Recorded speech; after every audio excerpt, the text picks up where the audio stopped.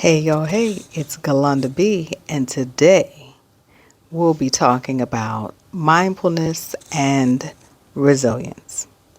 If you are new here, my name is Galanda B, and I'm an emotional awareness coach dedicated to helping you understand and connect with your emotions through mindfulness, enabling you to experience greater joy and peace in your life. Okay, so today has been a really long day. Uh, I am recording this video at the 11th hour, proverbially. And at this point, I have been awake for almost 24 hours. That being said, I will extensively be looking at my notes and outlines for this video.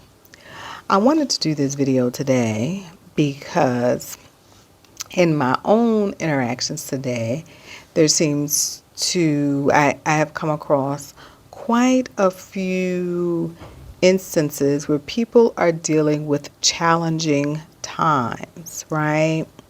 And challenging people and challenging circumstances. Yes, right? And I said, Galanda, what you gonna talk about today? Well, why not mindfulness and resilience, right?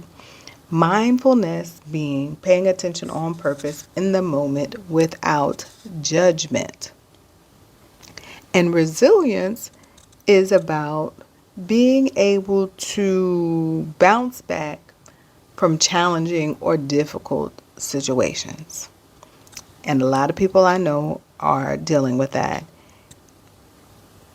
It might also have to do with what day it is today, but I don't want to get too sticky into, these things that happen into the world. But maybe some of that energy is in effect today. Mindfulness helps to strengthen one's resilience because it helps to improve emotional regulation.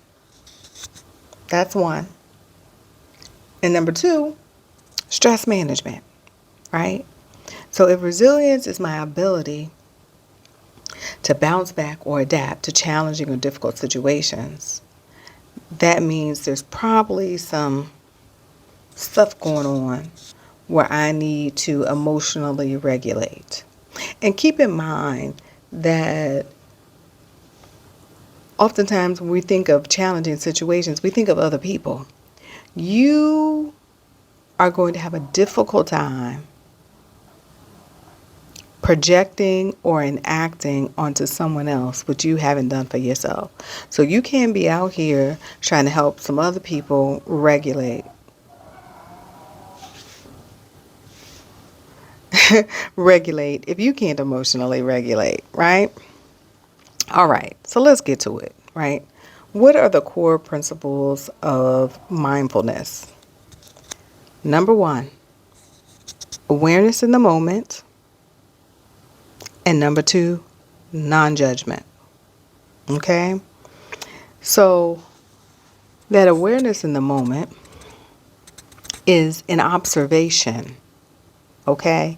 It is not about action. It's about observation. That's what the awareness is about.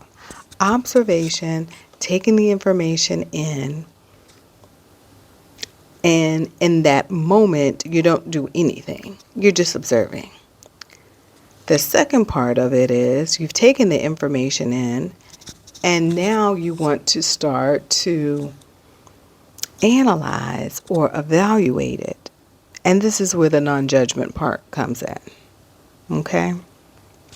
What are the benefits of doing this? Well, stress management. Okay? If you are being present in the moment, more than likely your ability to regulate stays in the moment, because a lot of our dysregulation comes from our attachment to things in the past or our projection to things in the future. Okay? Another benefit is clarity and focus because you're dealing with the present moment, right? If you are dealing with issue A, then you can focus on issue A, not issue Z, Y, and X or B, C, and D. Okay? Again, mindfulness helps with the emotional regulation because it is not about action. It is about observation. Okay? So, how do we practice mindfulness? Y'all know what my favorite thing is: the breath. Paying attention to your breathing, right? If breath awareness is not there for you, deep breathing, right? So if you're like, I can't do this awareness stuff, take a deep breath. Everybody knows how to do that, right? The proper way to take a deep breath would be through your nose, not through your mouth, by the way. Because a lot of people be like, I'm going to take a deep breath. Exhaling through the mouth is okay, but inhaling is improper, right? So if you're going to take a deep breath, you're going to want to inhale through the nose, and then you can exhale through the mouth if you choose, but I'm going to recommend that you exhale through the nose. So, in case you were unclear, let me demonstrate a deep breath. Ready? Here we go.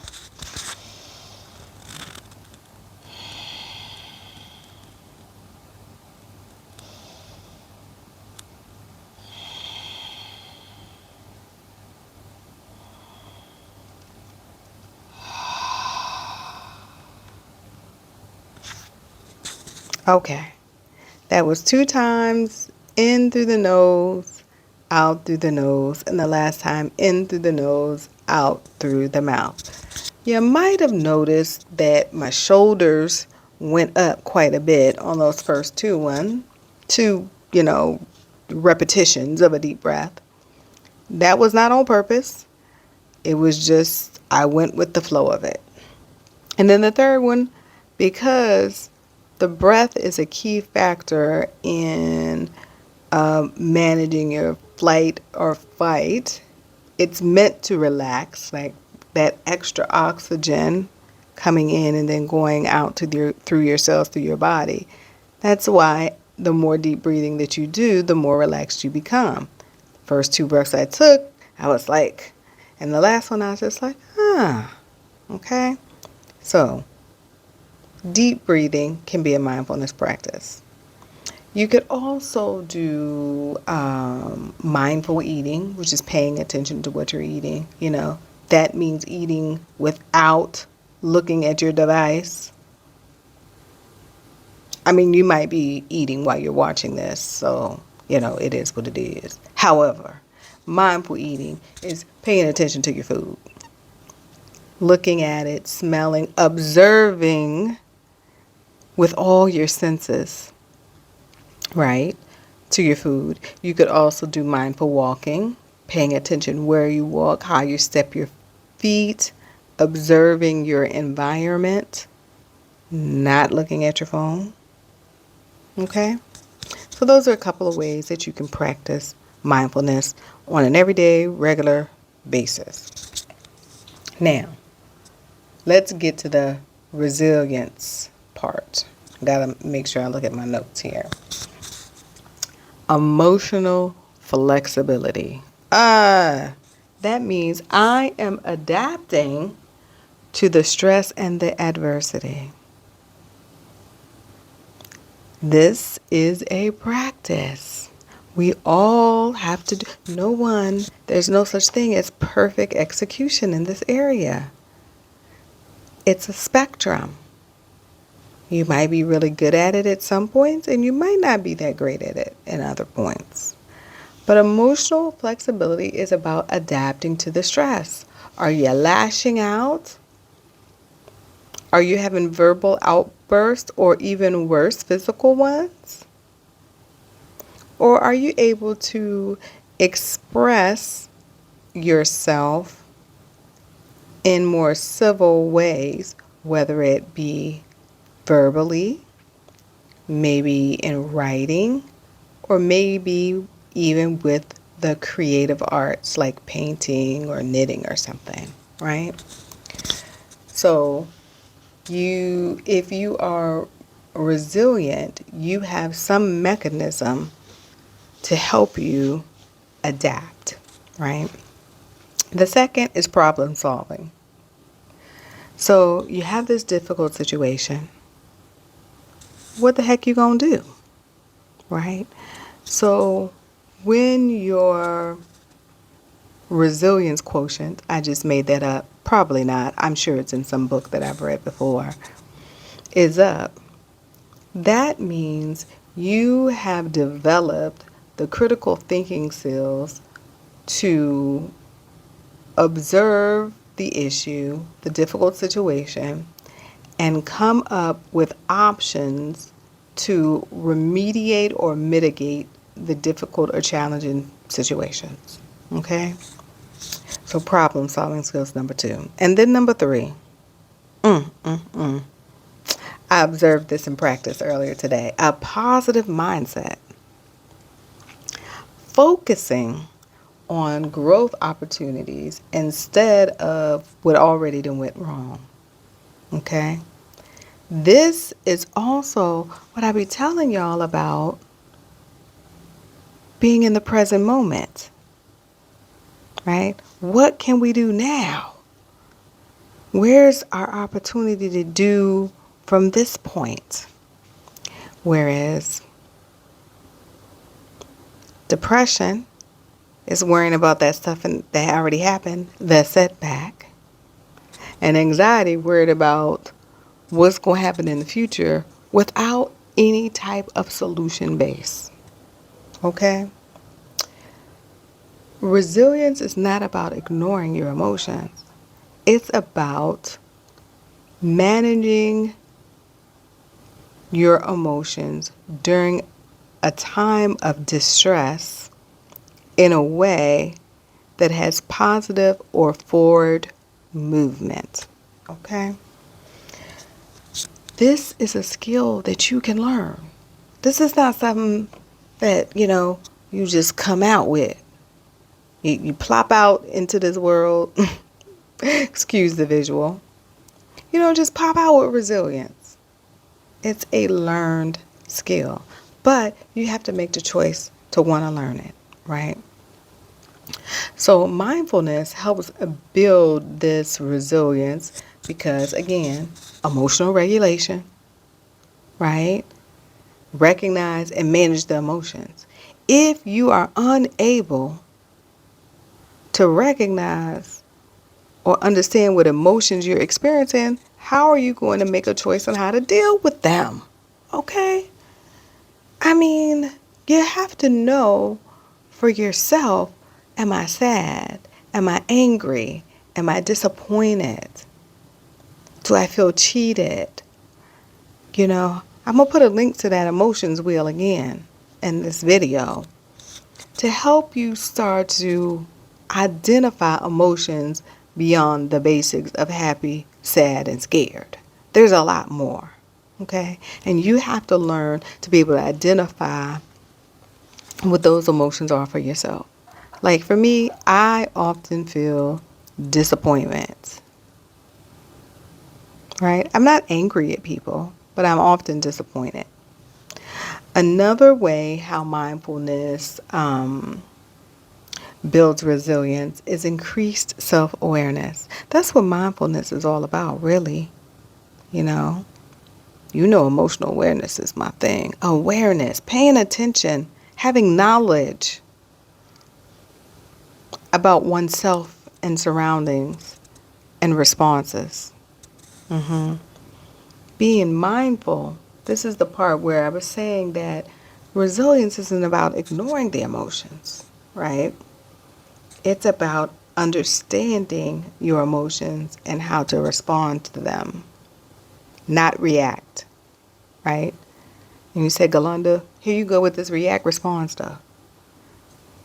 Reaction infers lack of control. Response infers the ability to choose, therefore have control. Let's flex our response muscles and let go of those react muscles, okay? Mindfulness has been shown in several studies to reduce your cortisol levels. If you are unfamiliar, cortisol is one of the hormones that is an indicator of distress in the body. So when you reduce the amount of this hormone, then you are giving yourself support and handling the challenges and the adversity. And mindfulness does that, right? I just showed you how to do a deep breathing exercise. It's going to lower your cortisol levels, okay? And then, of course, mindfulness fosters optimism. Why? Because part of the awareness without judgment and using your breath is that it gives you the space to see other options. Okay? The ability, see, reactions come because we think there's only one way.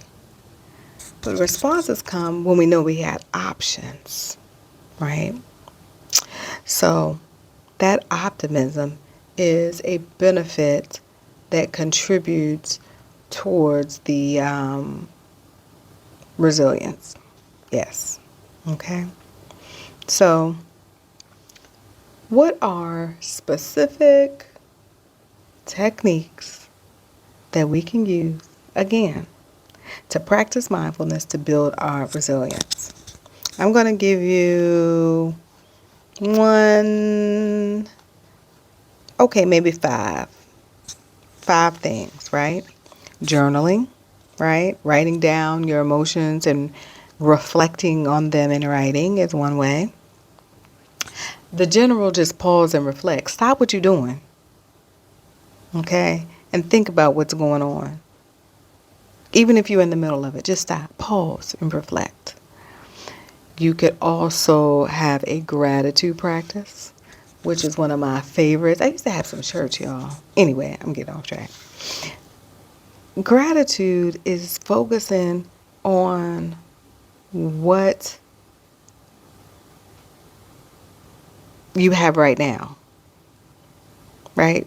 Tying it back to our mindfulness. Gratitude is being thankful for what you got today, in this moment. You know, I have a gratitude practice as soon as I wake up.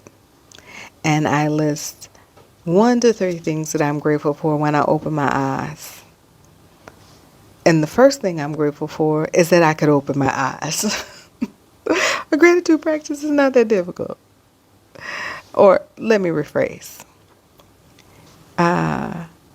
It's simple, but sometimes not easy. I'm going to put it that way because it can be difficult. Sometimes when you're in the midst of adversity and challenges, it might be a little bit difficult to find some things to be in gratitude about.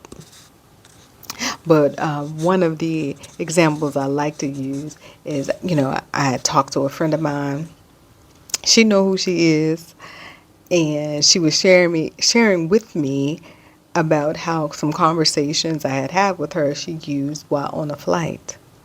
And on this flight, there was a parent with a young child.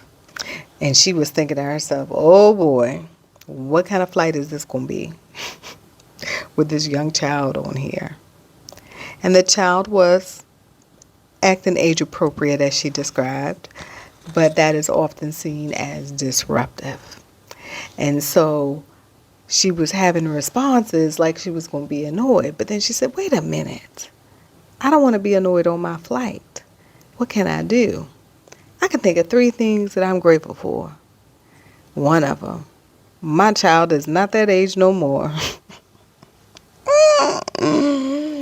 Woo, that was number 1. Number 2, I'm not on a flight with no child. And then I don't remember number 3, but you get the point, right? In that moment of challenge, of slight adversity, also known as annoyance, she found a couple of things to be grateful for that shifted the energy, that shifted her mood, and she went on to enjoy her flight. Okay? The last practice, excuse me, y'all. The last practice that I want to give you is a specific mindful breathing exercise. This is an exercise that I have shared with many, many people. I did not make it up, so I can't take credit for it. I don't take credit anyway because everything I know I read somewhere or I observed, so I learned it from somebody. I'll do my best to give credit where credit is due, but I don't remember where I learned about this one. In any case, the 4x4 breathing exercise. This is an exercise that you can do anywhere, anytime, to help regulate your emotions, calm down, and support your emotional resilience. And this is the way that it works. Or before that, it is also known as box breathing. Okay? So this is how it works. On whatever count you choose, let's say 3 or 4, it's generally 4, right? But some people might have breathing issues, so they want to choose 3. You're going to inhale for whatever the number is, hold your breath for that same number, exhale for that breath amount, and hold for that amount, right? So it's going to be something like this. Inhale, 2, 3, 4. Hold, 2, 3, 4. Exhale, 2, 3, 4. Hold, 2, 3, 4. Okay? That's how it works.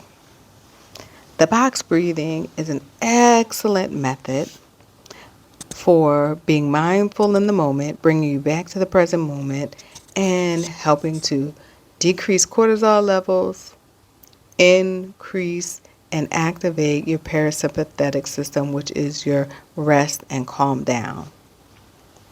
Right? So, box breathing is, I think, my number 1 technique for resilience in the moment for this video. I might change it up in another video. So don't come back to me later talk about, well, Galonda, in that other video you said, yes, I did. That was that video. This is this one. Anywho, box breathing. So if you'd like to practice that, let me do a count for you for a couple of rounds here. And you can practice it, right? So I invite you to get in a comfortable position. However, you can do this while you're in line at the store. You can do this in your car while you're driving. You can do this anywhere. All right. You can take a deep breath in, exhale all the air out, and inhale 2, 3, 4. Hold 2, 3, 4. Exhale 2, 3, 4. Hold 2, 3, 4. Inhale 2, 3, 4. Hold 2, 3, 4. Exhale 2, 3, 4. Hold 2, 3, 4. Inhale 2, 3, 4. Hold 2, 3, 4. Exhale 2, 3, 4. Hold 2, 3, 4. And now just release the breath back to your natural breathing pattern. And as you're returning to that natural breathing pattern, let's recap. Mindfulness is able to enhance your resilience by improving your emotional regulation, okay? Your self-awareness and your stress management. Resilience is a skill that consistently can grow through your mindfulness practice, right? I encourage you to integrate one of these practices of the 5 that I shared with you today. I'd love to hear which one resonated with you, and if any of these do, which one? Share them with me. I'd love to hear it. Until next time, bye-bye.